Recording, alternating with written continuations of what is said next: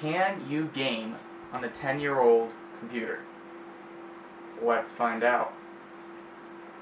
Alright, so right here I have a high-end 10-year-old computer with high-end parts everywhere, and it's rocking a Q6700. It has 6 gigabytes of DDR2 RAM. It has 9800 GTs in SLI and a 500 gigabyte hard drive, and it is overclocked to 3.34 gigahertz.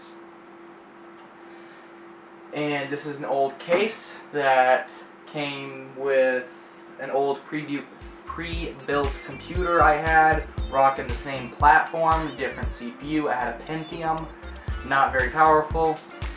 And so I put a different motherboard. It's an NVIDIA motherboard, so it looks pretty cool and it's all green and shit. And I know some of you are going to go, oh, high-end gaming, or high-end computer from 2007, that should have, you know, a Q9650 or Q9770 or QX9770 or Q9750 or Q9775. But the thing is, well, those are valid points. That is the highest end CPU of that era. The problem is, those originally cost around, you know, $1,000 each. And, well, they are more powerful than this CPU. This CPU was equivalent to the 6700K of today's standards. And those are equivalent to the 6800K or 6900K or 6950K, essentially, and they are way out of the price range of most people. This is a high-end consumer, not enthusiast grade computer, and well, the 9800 GTs did come out a year later.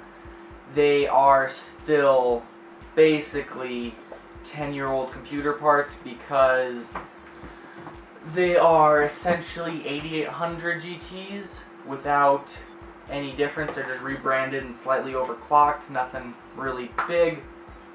And I'm going to be playing a few games and running a few benchmarks. I'll be running Cinebench, and I'll be playing Black Ops 3, Crisis 1, 2, and 3, Witcher 2, try to get Witcher 3 to run, and I know some of you are going, but some of those games don't support SLI, like Witcher 2, it doesn't support SLI.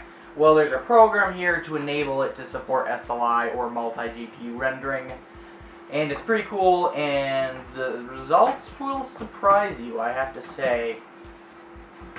Anyways, let's get right down to the benchmarking portion. Alright guys, it's been a month now, and right after I recorded that last little segment, I went to do the last little bits of test benchmark whatevers, and my hard drive died. So I've been waiting a month to get a new hard drive, and actually I decided to end up getting an SSD for my main rig and taking one of the hard drives out of that one and putting it in this. And there's been a lot of different issues that have come up, so it's taken a month. But I did run a few benchmarks, and I figure I should get them out to you. I was not able to do the Call of Duty benchmark or the Crisis 3 and Witcher 3 at this time period because I've ran out of time because of school issues and recording times.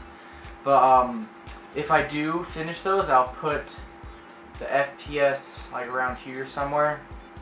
I don't know, I'll just put the FPS in that post-production. There's a trick to getting Witcher 3 to work because it's not actually compatible with DirectX 2 or 10, so you have to do a program to force it in DirectX 10 and it works. I've done it before. It's just with the hard drive failing, it's corrupted a bunch of shit, and then I ended up backing up the other games to a different hard drive before that, so those were good. So I ran Cinebench, and I got a 36.75 FPS on this, and then a 320 CPU score. Probably could get higher, but I just am running into issues overclocking, not temperature-wise, but other stability issues. So it's still only running at 3.34. And now to games. Witcher 2 on low settings got a minimum of 10 FPS. This is 1080p. 51 was the max and 47 was the average. And then on high, it got 5 FPS minimum, 36 FPS maximum, and average of 17. Not too good, but granted that's on high, and this is 10-year-old hardware. At the time Witcher 2 came out, which was I believe 2011, this was already 4-year-old hardware, so I mean there's that. And on Crysis, the 1 on medium settings, it got a minimum FPS of 16, max of 60, and average of 33. On high, it got a minimum of 7, max of 37, and average of 16. And I actually think I left VSync on, so that was the issue on why that was so low, considering that on Crysis 2 at extreme settings, not ultra extreme, I got a minimum of 17 on 1080p, maximum of 41, and an average of 21. See the issue there? I think there's an issue, so I believe that Crysis would have gotten a lot better FPS, but there was a setting turned on. I also had anti-aliasing on as well, so that really takes a hit to the FPS. But still very playable, and the big old age-old question, does it run Crysis? It runs it very well. Those were the only ones I was able to get done at this point in time. Again, I'll have the FPS of the other ones somewhere along here, maybe a little graph or something, I don't know. But for being a 10-year-old computer, I would say this runs very well. And the CPU is a Q6700, and that is a great CPU. And if you're running GPU intensive games, it runs great. If you're running CPU intensive games, unfortunately it does not, because it does bottleneck those, but GPU intensive games, it does not bottleneck. So I suppose Grand Theft Auto 5 wouldn't run too well on this. I mean, it would run, considering I've seen it run on integrated graphics, but it wouldn't run very well. You would have to turn the settings down pretty low.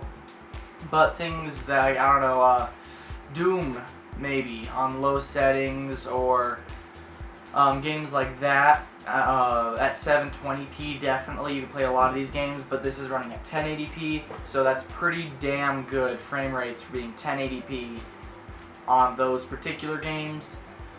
Thank you for joining me. This is PG Tech, signing out.